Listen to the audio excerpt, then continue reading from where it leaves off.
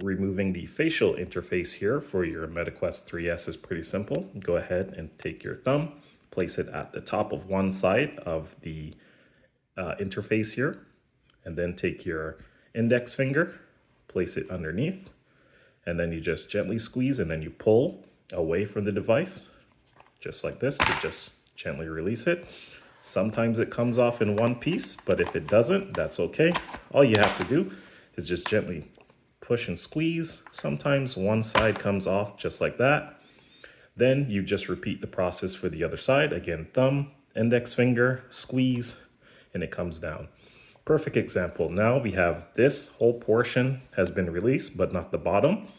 So you turn the device upside down and just repeat the process. Thumb, index finger, squeeze, pull away, and it comes out.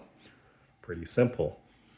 Now, installing is rather easy. You just take the interface. Once again, you just line it up one way. There's only one way for you to line this thing up. Gently slide it into the groove.